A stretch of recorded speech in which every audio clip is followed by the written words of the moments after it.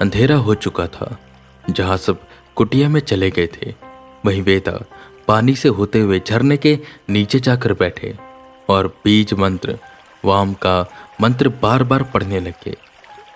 मन को शांत कर इधर उधर की आवाजों को नजरअंदाज करते हुए वो अपने आप में खोए हुए थे कि तभी उन्हें फिर से उस छाया की आवाज आई।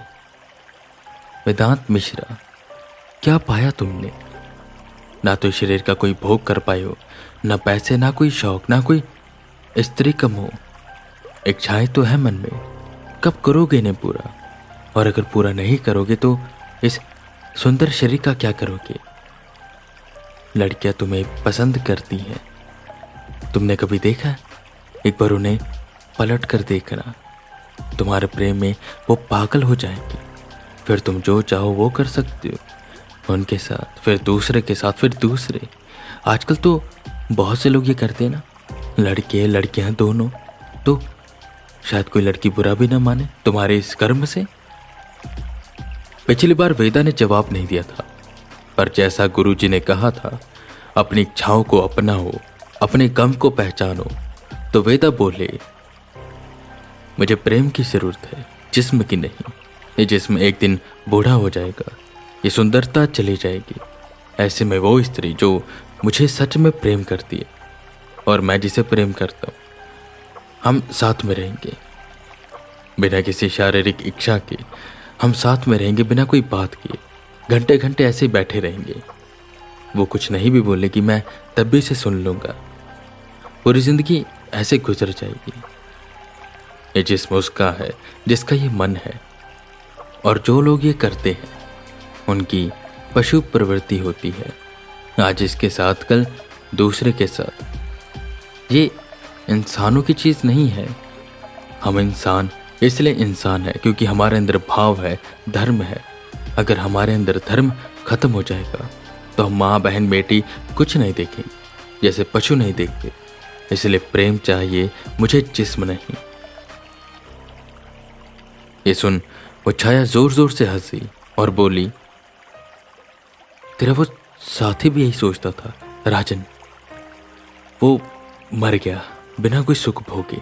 एक लड़की को पसंद करता था पर कभी उसे कुछ कह ना पाया। मर गया, रह गई एक छाया अधूरी। तूने उसे मुक्ति दिला दी, क्या मिला उसे? ऐसे तू भी एक दिन मर जाएगा। क्या करेगा? मर जाएगा। और फिर तेरी इच्छाएं, तेरी सब कहाँ जाएंगी? वेदा की आंखों से बहते आंसू झरने के पानी में मिलने लगे। वो बोले, मैं जानता हूं राजन, मेरा बहुत अच्छा साथी, बहुत नेक इंसान था, पर उसकी मौत व्यर्थ नहीं थी। उसने इंसानियत के लिए अपनी जान दे दी। ना जानते हुए भी उसने बहुत से लोगों की मदद की। उसके शरीर को भले सुख न मिला, पर उसकी आत्मा मुक्त हो चुकी है इस चक्र से। अब वो खुश है जहां भी है। छाया थोड़ी देर मौन रही और फिर से बोली, क्या करेगा ये सब करके? असुर को मार देगा? मान ले तूने मार दिया, फिर कोई असुर आ जाएगा? तू क्या पूरी जिंदगी यही करता रहेगा? तेरा तो सपना था ना एक बड़ा घर लेना पहाड़ों में, वहां शांति से जिंदगी बिताना अपने प्रेम के साथ। ये सब करता रहेगा तो अपने सपने कब पूरा करेगा? ये सब छोड़ दे, अपनी जा जिंदगी जी। तुझे मैं बात बताती हूँ, गुरुजी ने अपनी कुटिया के पीछे सोने के सिक्के छिपाए, बहुत सारे। निकाल ले उन्हें और चला जा। वैसे भी सब बाहर नहीं आएंगे, अगर कोई आवाज भी आएगी तो यहाँ से भाग जा और अपनी जिंदगी जी। अपनी पसंदीदा लड़की के साथ शादी कर और मजे कर, मजे। जिस पर वेदा हल्का सा हंसते हैं और कहते हैं, हाँ तुमने सच कहा, मेरी इच्छाएं हैं ये, और सबकी इच्छाएं होती हैं, पर मेरा उन पर संतुलन नहीं था। अब होगा। मेरा ये दिया गया दूसरा जीवन भगवान की कृपा से है, और शायद कोई कार्य है जो रह चुका है। मैं कब का मर जाता, पर भगवान की कृपा है और कार्य है जो अधूरे पड़े, और मेरे भाग्य में जो लिखा होगा मुझे वही मिलेगा। इच्छाएं तो जागती रहेंगी, आज एक इच्छा तो कल दूसरी, पर मैं उन पर काबू रखूंगा। अब छाया शांत हो चुकी थी। वो बेहद ही शांत स्वभाव में कहती है, मैं ना चाहूं या हावी हो जाऊं, जिस पर वेदा बोलते हैं, ना तो तुम जाओ ना तो हावी हो, मेरे पास आओ, मेरे साथ रहो, मेरे अंदर, पर एक बात, संतुलन मेरा रहेगा। वेदा नीले रंग की रोशनी को अपने जिस्म में जाता हुआ महसूस कर पा रहे थे। इस बीच उन्होंने अपना ध्यान उसी जगह पर लगाया हुआ था जहां गुरुजी ने बताया था।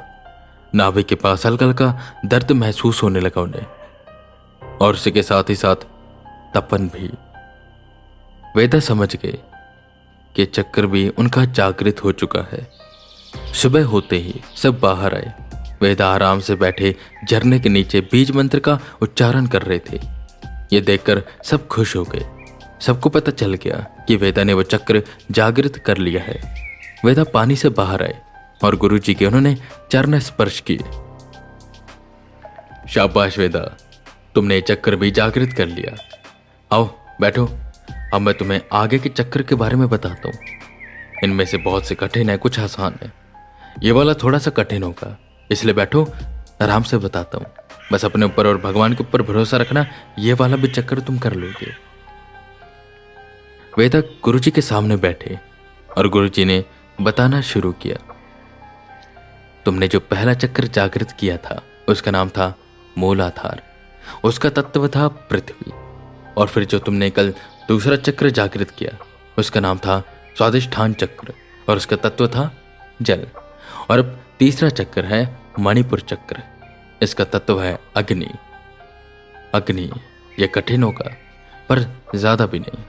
इसमें तुम्हारा कोई और शत्रु नहीं होगा, बल्कि तुम ही तुम्हारे शत्रु होगे। ये चक्र तुम्हें खुद का शत्रु बना देगा, तुम्हें खुद से लड़वाएगा। इससे तुम्हारा आत्मविश्वास बढ़ेगा और इच्छा बल भी। इसका बीज मंत्र है राम। तुम्हें पूर्व दिशा की ओर मुख करके बैठना है सूर्य उदय के समय, और सोचना है कि सूर्य की किरणें तुम्हारे पीछे एक पीले रंग के मंडल में पड़ रही है और एकत्रित हो रही है, और नाम नाम का बीज मंत्र जप करते रहना है। बस वहां पर ध्यान करना है जहां वो किरणें एकत्रित हो रही हैं। उस बीच तुम्हारे मन में अलग अलग तरह के ख्याल आएंगे जो तुम्हें तुम्हारे लिए ही भटकाएंगे, पर तुम्हें भटकना नहीं है। और ऐसे करते करते तुम ये चक्र भी जागृत कर लोगे।